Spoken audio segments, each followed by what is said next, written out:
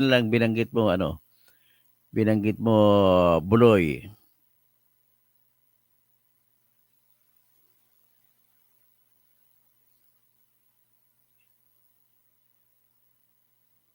Okay.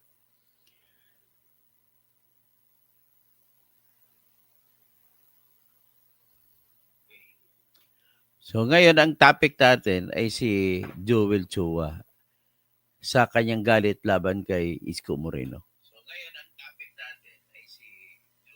Ayon sa kanyang argumento, abogado pa naman siya. Hindi dapat ito ang argumento ng abogado. So, isurrender mo ng lisensya mo, Joel Chua. Kasi ang argumento mo, hindi argumento ng abogado. Akalain mo ba naman sabihin, hindi marami diyang ibang gumagawa ng illegal, bakit yung aking illegal ang iyong pakialaman? Ganun.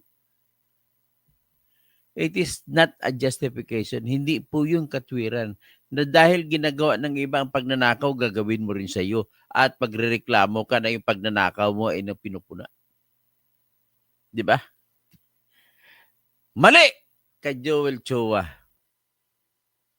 Ito, wag ka na magmaang-maangan, Joel Chua, na ang pinaka-numero unong interest mo kung bakit gusto mo magpatayo ng barangay hall sa kalsada dyan sa Santa Cruz, Manila, ay ang number one na consideration mo ay sa 19 million na budget ay kikita ka ng 5 million dyan.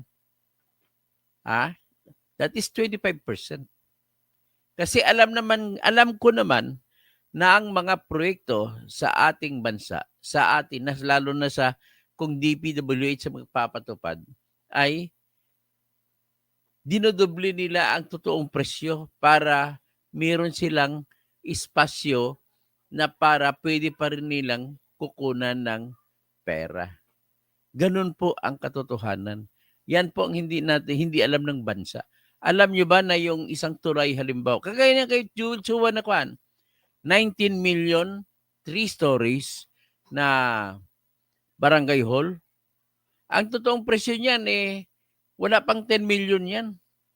Pwede mo gawin yan sa 5 million lang. So, pinapalabas ninyo na 19 million. Hindi pa klaro kung sino nagbidding. Kung pinapabidyan ng district engineer ng District 3 ng Manila, ay kasama ang district engineer sa diskarte. At gustong-gusto rin ng district engineer yan kasi kikita rin siya. Ay, nako.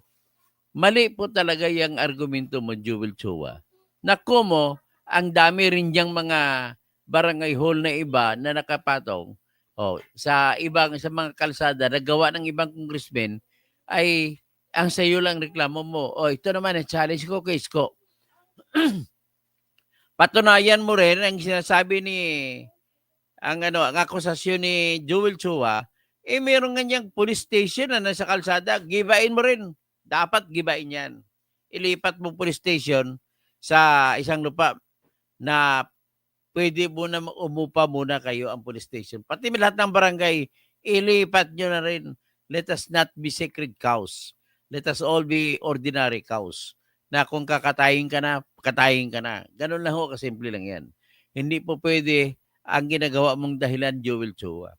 Dapat nakalista ka na sa akin. Kung may time lang ako, gagawa na ako ngayon ng complaint for disbarment laban sa iyo. Dinidipinsa mo yung illegal. Akalain mo ba naman, nagalit siya dahil ang barangay hall niya na pinagawa ay giniba.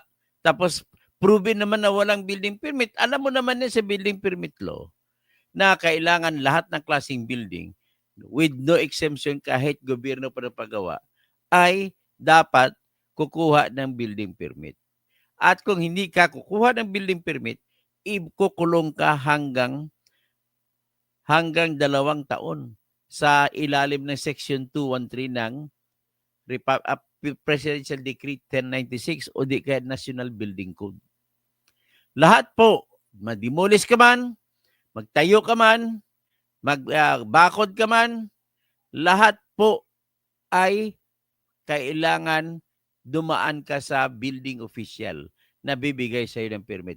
At bago ka bibigyan ng permit, ipakita mo ang plano mo na hindi ka magkukos sa public liability at hindi magkukos sa danger or hazard sa public. Ang pagdidemolish, ganun din. Kaya, kayo ng mga si Sheriff Bernard Ryan R. Ariola, kamag-anak ko pa naman, Ariola ang apelyido. Ha? Huwag kang mag-demolish. I warn you, kakasuhan kita. Kakasuhan kita kung magdidemolish ka. I warn you. Ngayon, mag-demolish ka dyan sa Immaculate Conception Compound sa kilometer 22 sa West Service Road, Kupang, Muntinlupa. Hindi mo po pwede yan. Halimbawa, sabi mo, sinunod mo lang utos ng korte. Ito po ang katotohanan. Ang utos ng korte po ay hindi nagsasabi na huwag kang kumuha ng building permit. Kaya dapat kumuha ka ng demolition permit bago mo i-demolish sa mga tao dyan. Kaya lahat ng sheriff ko yung nakikinig sa akin, remember, I am taking this as my advocacy.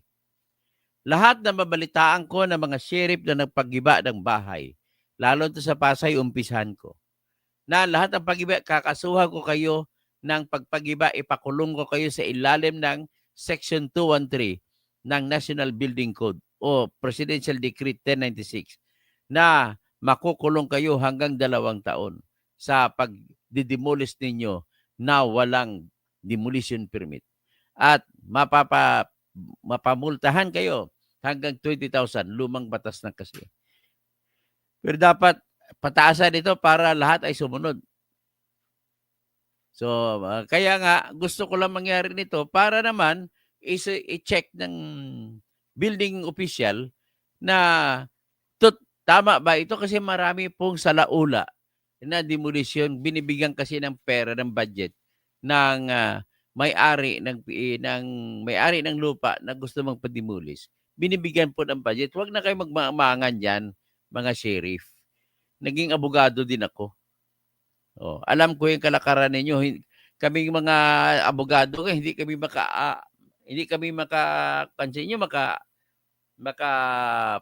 force sa inyo kung anong gusto namin na mangyari na sa legal.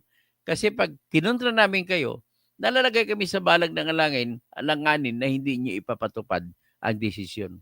So magandang umaga sa aking mahal na kapatid, Dennis Causing. Gaily Ramirez, good morning. So ang laki ng budget ng Pasay, kaya na nila magpagawa ng pabahay na tulad kay Isko, vertical housing. O nga, bakit hindi nila sundin si Isko?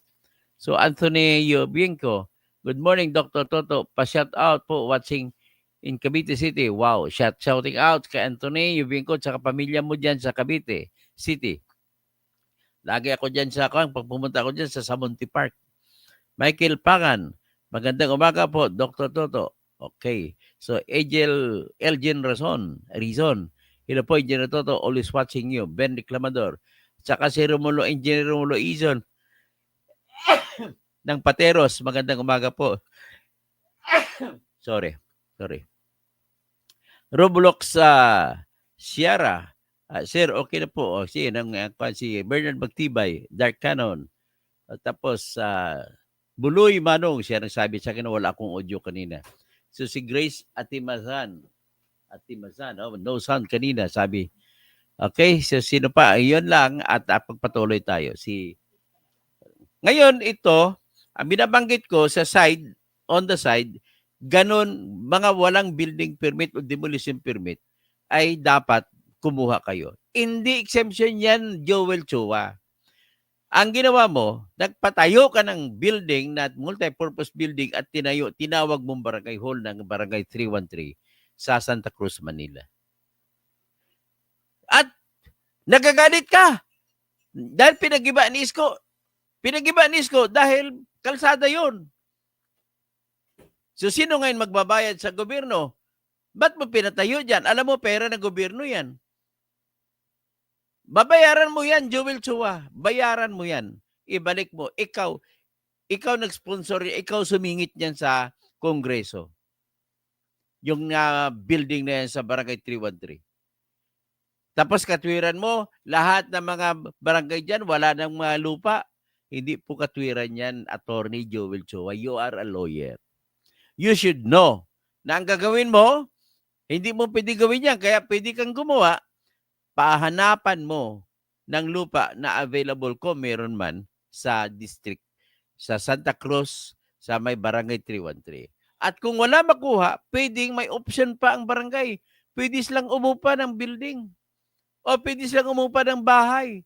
O kung ayaw nyo umupa at may budget ka, may 19 million ka pala, pwedeng humingi ka ng tulong sa City Hall.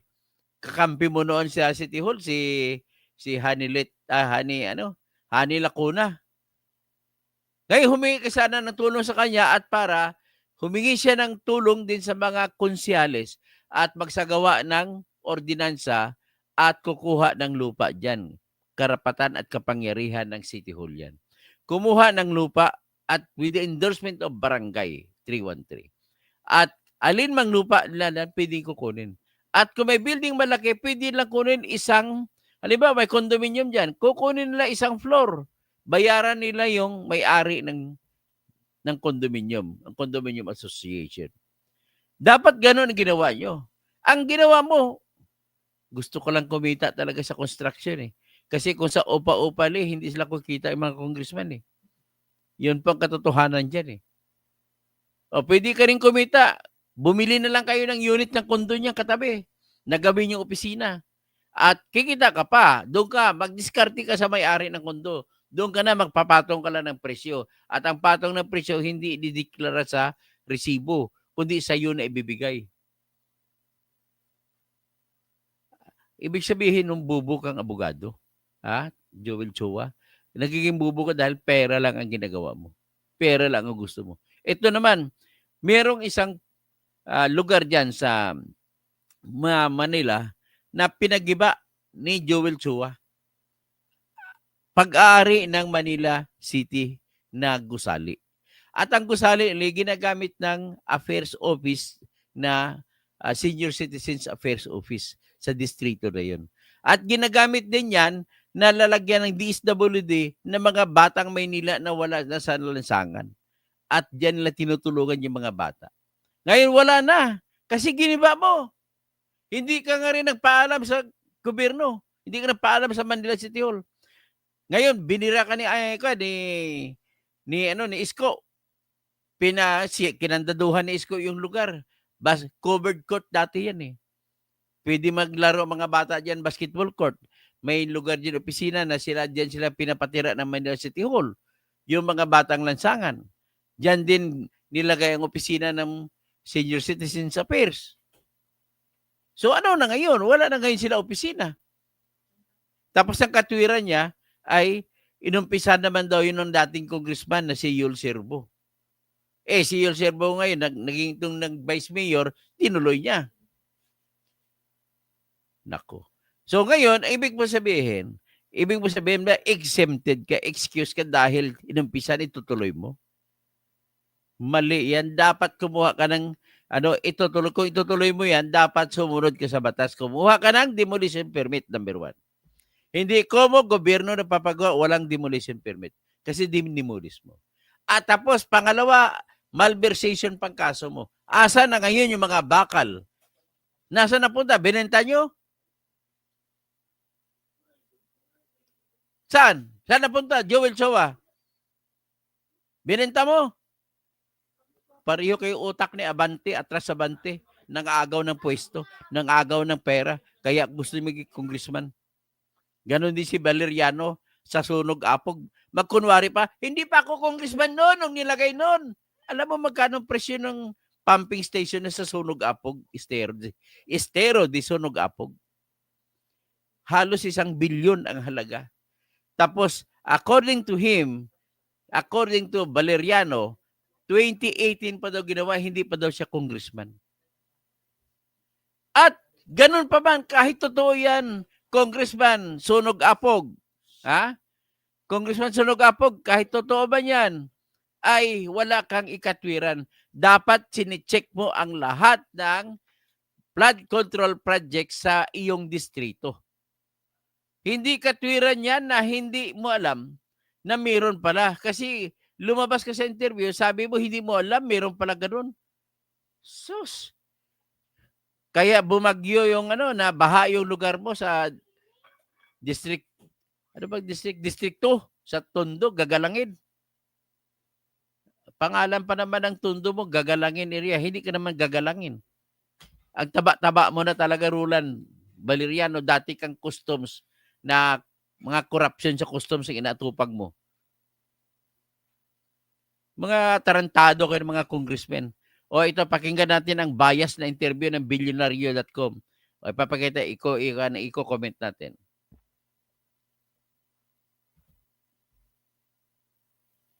Yung apo ko doon. Yung ito, ma'am, ito, Anma.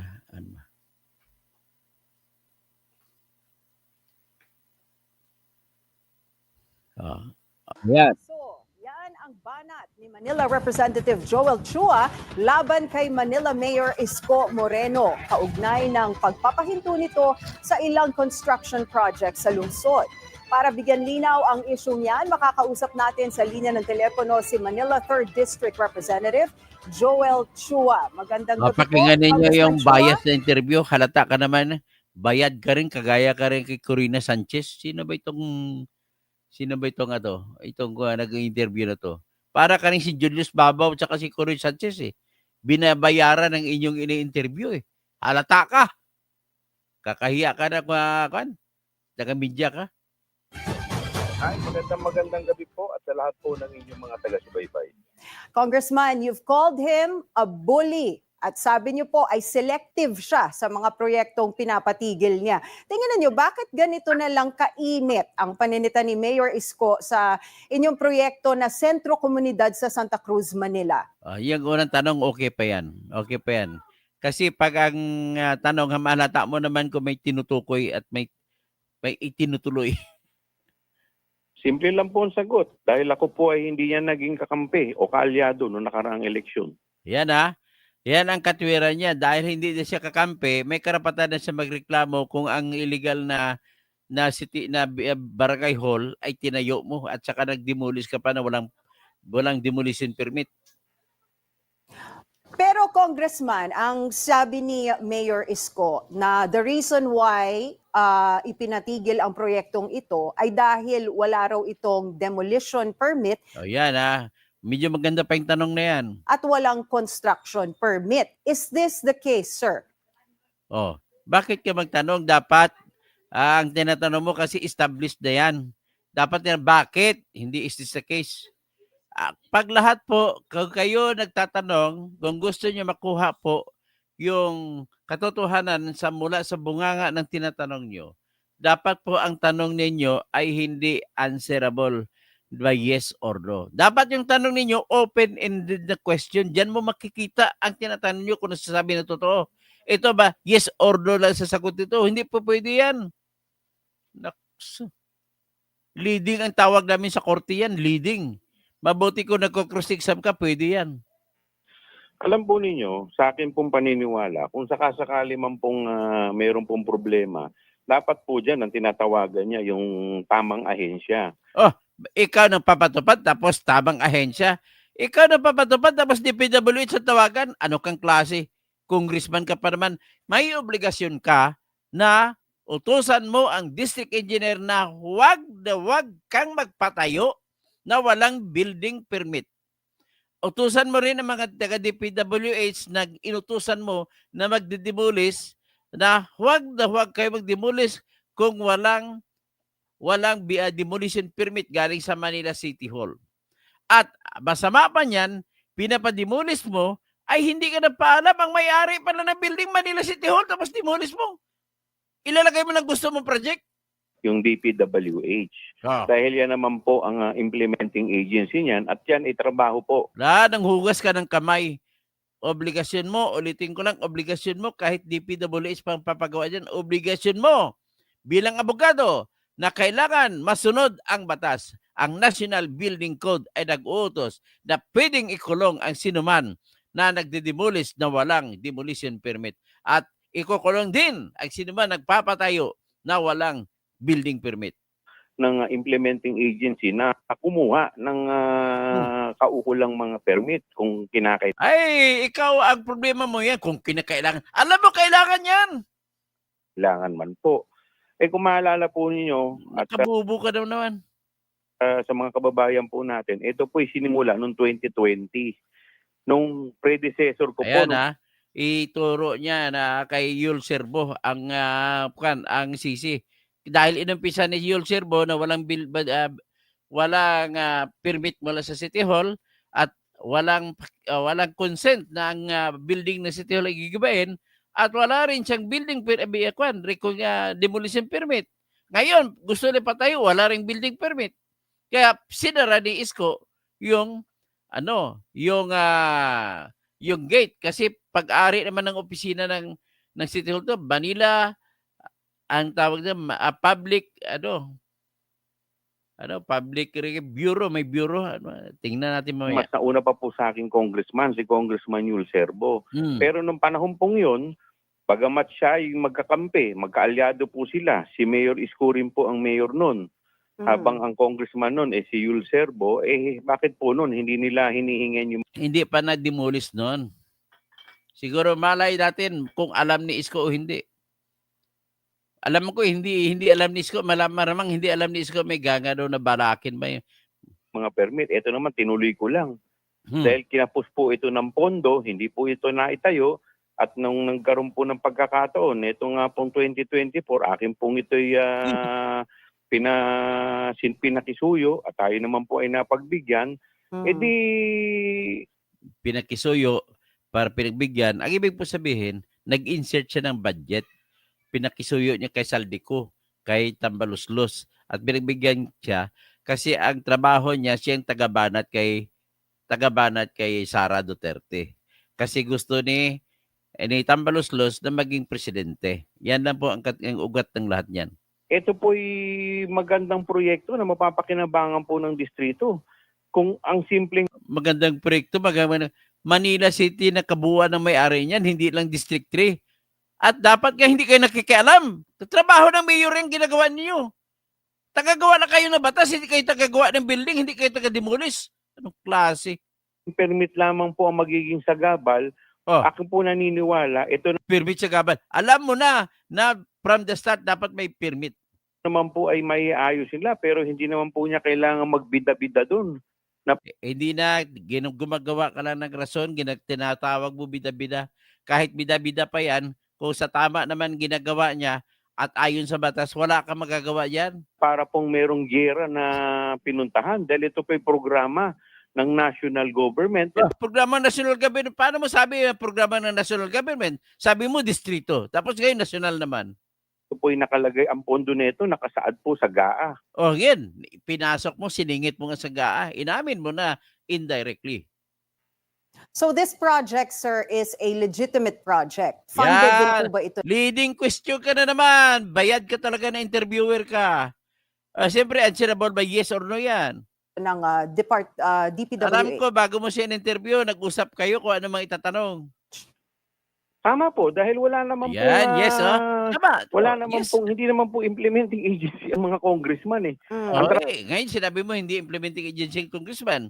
Naghugas ka naman kamay para hindi ka paparusahan sa pagpagtayo o pagpagiba na walang permit. Trabaho lamang po namin ay makisuyo sa mga implementing agency. Hindi mo trabaho magpakisuyo.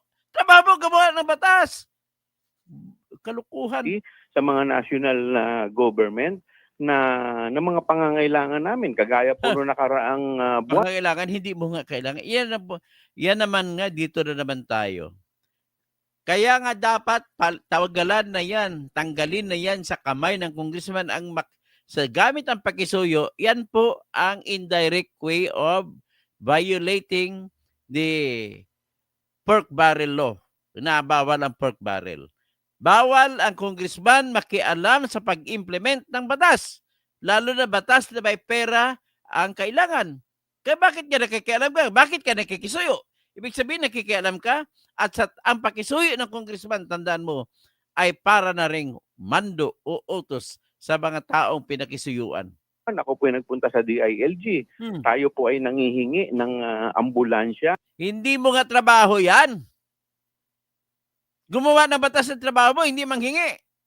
At saka ng fire truck para sa distrito dahil sunod-sunod po yung sunog dito. So ito po wala namang pinagkaiba Walang pinagkaiba. Inaamin mo na hindi mo ginagawa ang trabaho mo. sa ginagawa po natin. Ginamin mo na, ginawa po natin, ha? Nakikisuyo ka. Ang trabaho mo, tagagawa ng batas, hindi magkisuyo. Congressman, meron din daw kayong proyekto na Barangay City Hall na Ayan, ha? Halata ka talaga. Nag-usap kayo kung ano itatanong mo. nakatayo sa sidewalk. Tama po ba ito? Ayan, is or no ka na naman. Ano bang klase itong interviewer to? Umalis ka na nga dyan sa Billionaire News Channel.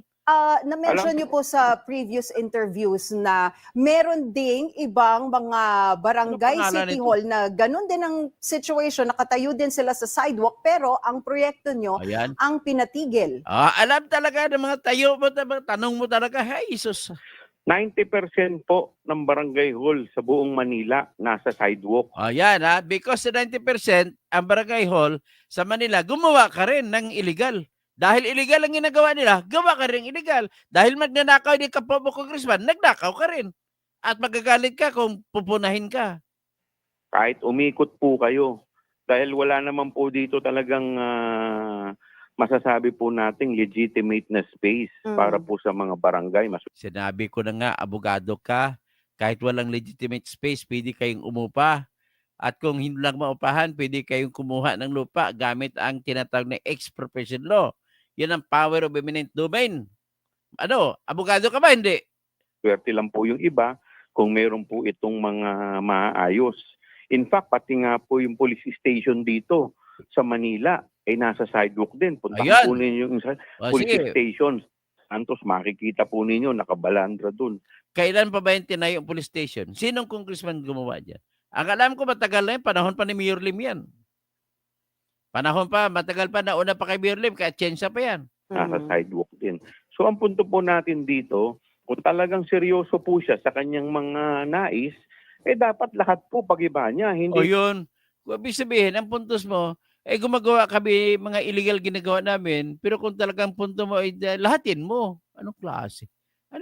Saan bakit argumento? Yung pinipili lang niya, yung mga proyekto na pinatayo ko. Bakit po yung 2nd District, 3rd District? Proyekto. Kanina sabi mo, DPWH ang papatayo. Ngayon sasabihin mo, ikaw na patayo. Ano ba, Joel Chua? District at 6th District na mga nakalaban niya, yun lamang ang kanyang ginigiba. Yung 4 at saka yung 5, yan po, nakalaban po niya yan. Pero yan po dalawang yan po kasi ay lumapit po sa kanya at nagmano sa kanya. Yung po kasi ang gusto niya, magluluhod ang po. katwira niya, dahil marami naman gumagawa ng illegal, yung kanyang illegal na ginagawa ay dapat hindi siya pupunahin. Yan ang gusto niya, yung argumento niya. Po kami sa kanya, na akala po niya parang Panginoon siya. Pero tika muna, Sa tingin niyo po ba bakit nagiging DPWH mukhang private naman ang may-ari ng truck? nagpa-publicity stunt lang si Ayan, Mayor tanong mo na Isko? naman. Tanong mo naman talagang bayad ka na interviewer. Sino man pangalan mo, bayad na bayad ka. Hindi ka na iba sa kasama mo si Corina Sanchez. Congressman?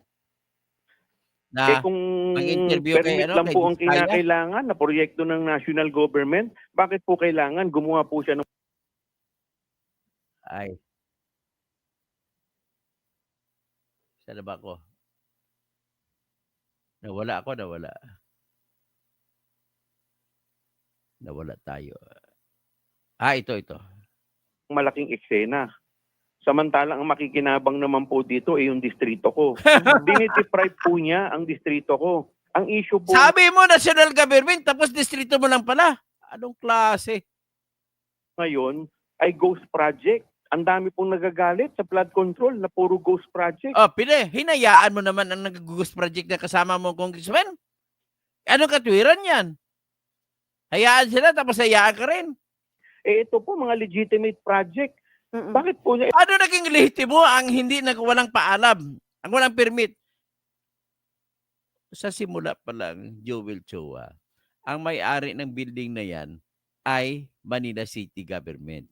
Hindi mo pwede wasakin ang isang gusali na pampamahalaan para lamang sa kung gusto mo magpatayo ka naman isa pang pampamahalaan na gusali. Ito namang legitimate project, pinagigiba niya. Ano legitimate? Bakit ka magpa-project sa sa project ng Manila City Hall. Bakit ipapataw mo ng building mo? Anong project yan? Hindi po nga nilatag. Dapat nilatag mo yan. Kasi batas yan. Tapos ikaw, congressman, bakit pinipilit mo ipapatupad ang project yan? Kung wala kang pakialam. Sabi mo kanina, DPWH, bakit ikaw nagagalit? Saan po ba talaga kami pupunta? Oh, yan. Manahimik ka, gumawa ka ng batas. Yan lang ang dapat trabaho mo. Diyan ang puntahan mo.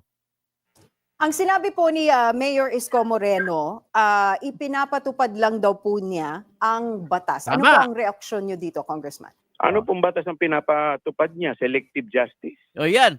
Anong selective justice? Kung mo pumatay, halimbawa, patayan yan. Yung iba ang pumatay, hindi nakulong. Yung iba niya na sinintensyahan si Imelda Marcos, hindi nakulong. Ikaw, magrereklamo ko, ikukulong ka, kasintensyahan ka? Kalukuhan. Ang ibig po bang sabihin, yung ibang distrito exempted sa batas na gusto niya ipatupad? Yung mga kakampi po niya, exempted sa mga batas na Hindi katwiran na yung iba ay hindi nakulong kung pumatay ng tao at ikaw nakapatay din, ikaw lang ang kinukulong. Hindi mo pwede katwiran yan. You are a lawyer, you should know that. kanyang pinapatupad. At yung sa amin lamang ni Congressman Valeriano at ni Congressman Benny Abante, yun lamang ang dapat na strictly ipatupad sa batas. Yan po ba yung klase ng paggogobyerno Hindi mo gusto nga, niya? basta illegal, illegal yan, Joel Chua. Ha? Hindi ko mo yung iba hindi pinaparusahan, hindi mo ikatwiran na ikaw dapat hindi rin parusahan. So moving forward, Congressman, ano na po ang mangyayari dito sa mga projects na pinatigil ni Mayor Isko? Tayo po syempre, Sige. sinabihan ko po ang DPWH, maski noon pa man po, sinasabi ko kung anong mga kinakailangan na i-comply ninyo. Oh, ngayon, hindi gano'n yun. Dapat binomonitor mo kung kino-comply nga. Pero alam po ninyo, marami po talagang mga decided cases ang ating Korte Suprema. O, anong decided na cases? Yung mga national project, hindi po yan dapat pinahihinto. Hindi, iba yung usapin Ito mo. pong, Ang issue rito, Joel Chua, hindi yung bidding na hindi mo pwede ipahinto. Kundi ang issue dito ay gumalang ba kayo? Kumuha ba kayo ng business permit? Natandaan mo ba yung mga national project dyan sa Nueva Ecija? Namatay pa yung isang mayor? Si Mayor, kung hindi ko magkamay, Bote? Dahil ayaw ni Mayor magbigay ng permit. Pinapatay siya ng kontraktor kasi hindi matatapos ang kontrata niya doon sa Nueva Ecija. Well, ito po kasi ay pondo ng taong bayan. Ito po, hindi naman namin pare-parehas pondo to. Alam po ninyo, kung kami po talaga, ito pong pagkatapos po ng eleksyon, ito po hindi na po tungkol kay Isko Moreno o kay Joel Chua. Ito po tungkol na sa mga mamamayan namin sa lungsod. Ano mamayan? Ayusin yung ginawa ang trabaho mo ay tagagawa ng batas, hindi tagapagawa ng building. Ha? Do you understand that? Ng Maynila. Kung kami Nag-aral po, ka pa pag-abogasiya, naging abogado ka pa.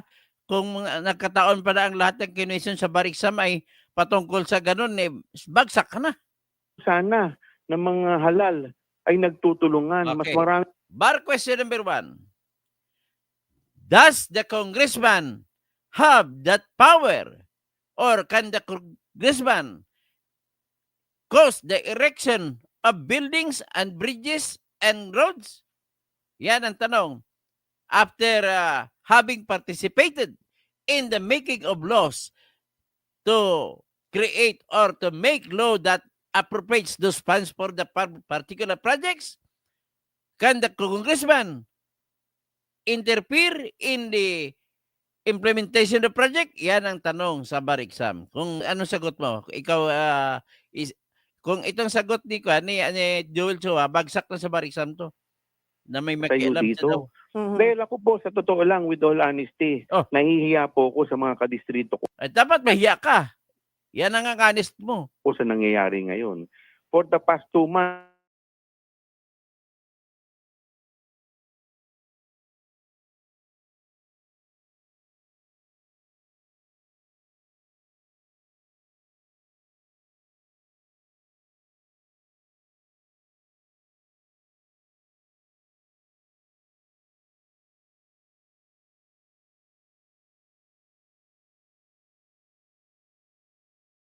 Bibo, ikaw naman, sino?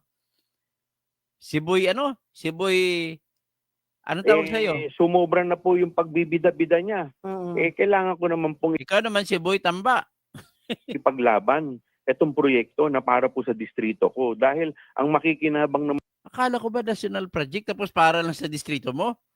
Tapos sinabi mo, akala ko ba, sinabi mo kanina DPWS, tapos sabi mo, proyekto ko? Ano ba? po dito, mga kadistrito ko. Right. Wala kang karapatan magproyekto.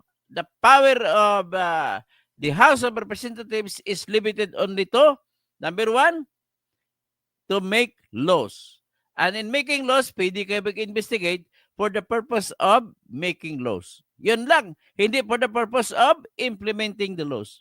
Wala na po kaming dalawa sa posisyon. Hindi na po akong congressman, hindi na po siya ang mayor.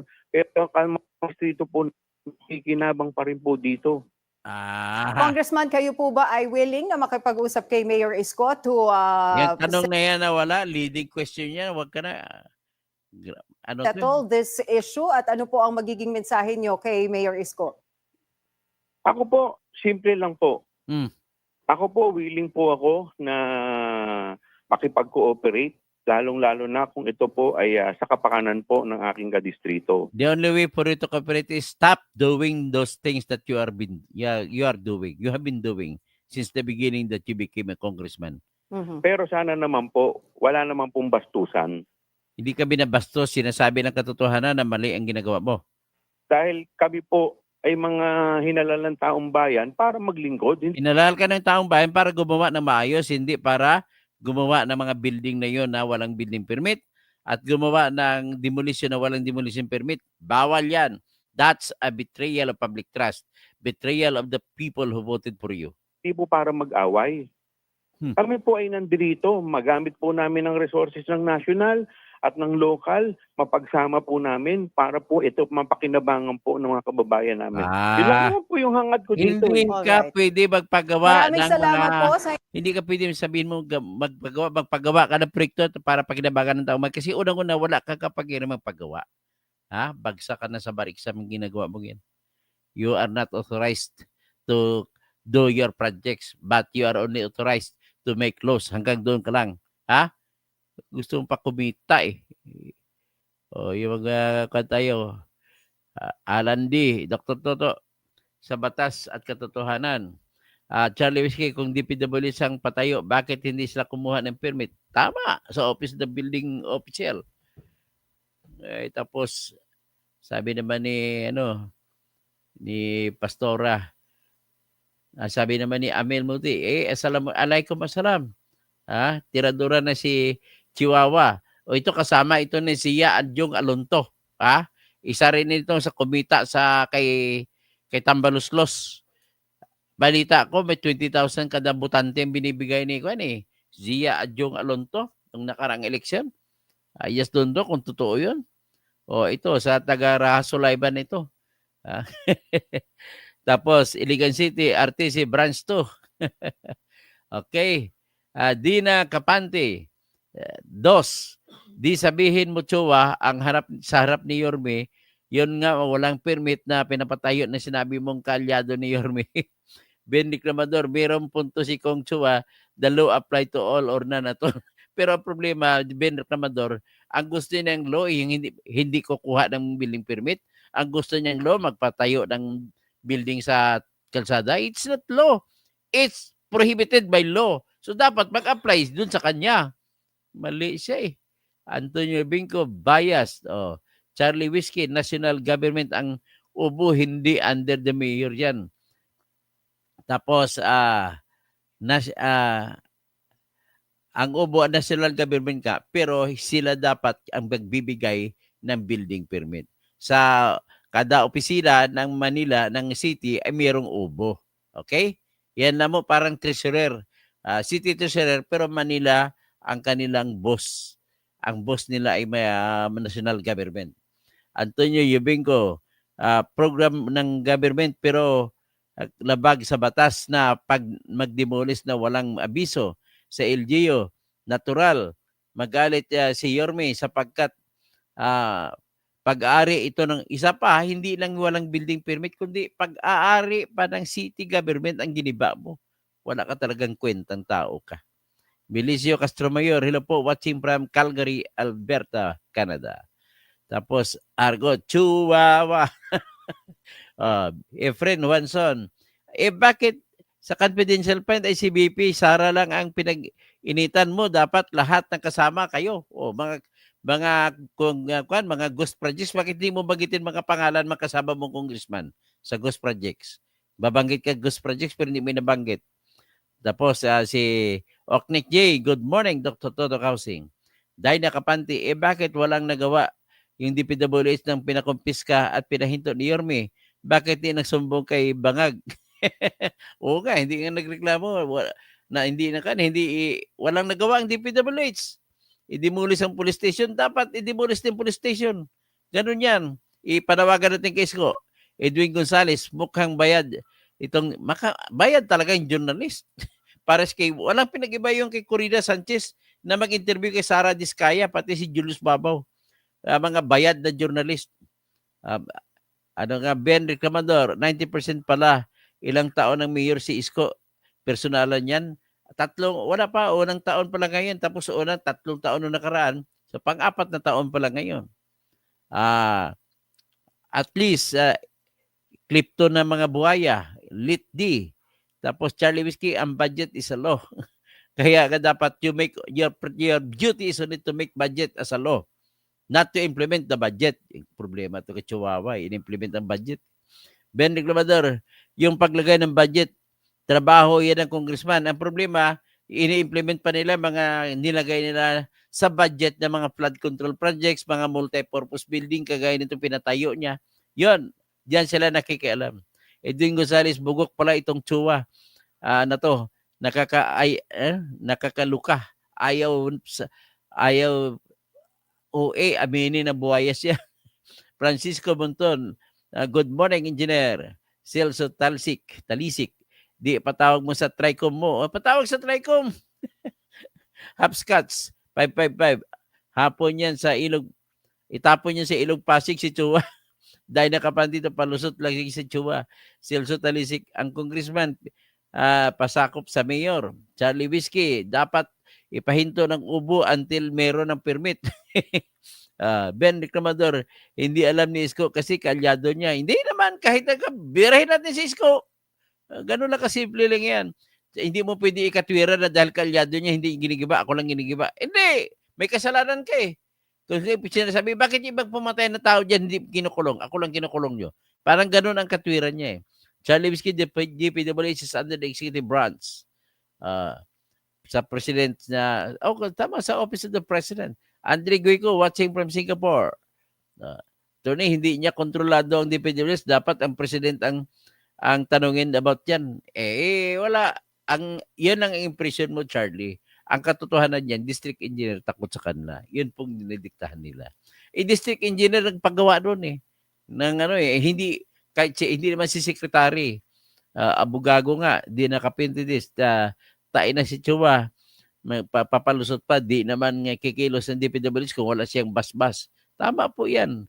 Antonio Jubico, mali na demolish ng struktura na kinagalit ni Yorme na walang permiso sa pamahalaan lokal. Hindi katuwiran ni DPWH ang pananagutin sa demolition kasi dapat lang sinigurado ni Kung Joel na legal ang pagkilos. Unang-una, ang may-ari ng building, City Hall, City Government. Bakit mo gigibain? Tapos pangalawa, kahit ikaw pa may-ari, kumuha ka rin ng demolition permit. Marpon, kakasuhan sabi ni Isko, wait lang natin. O sige, antayin natin ang kaso. Tapos, ay dapat, baka magpapademolis na rin siya. Kahit walang power, ginagawa niya eh. Sabihin recommend, meron kayo demolition permit ni si Isko? Meron kaya demolition permit si Isko? Baka illegal din. Meron po yan kasi City Hall na nag-utos eh. Kapag City Hall na nag-utos, sila po yun nagbibigay ng permit. Kaya may coordination na yan sa Office of the Building Official. Kasi po, ang pagdedemolish po, kailangan, number one, kung bakit humihingi ng building permit, ang batas ay kinikilala ng batas, baka mali ang engineering design sa pagdemolish. At kung mali demolish, mamamatay ang mga tao na nagde-demolish. Kaya kailangan i-supervise siya ng Tapos ang katwiran, ang city engineer, yun din ang office of the building official. Yan din ang building official sa karamihang mga lugar natin. So kung nagtitipid ng sweldo ang gobyerno, kung sino yung city engineer or municipal engineer, yun din ang building official kinukuha nila.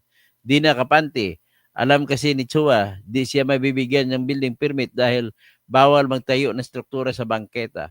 Marlon, mag-mayor ka muna, Sir Toto. Tumira ng isang taon sa Pasay para magkatakbo doon as mayor. Tingnan natin kung may Marlon, kung ano tayo, maghanap ako ng lugar dyan sa Pasay. Gawin natin ang proyekto natin, pabahay sa mga mahirap o maralita sa Pasay. Yun lamang po. Magandang umaga po sa lahat.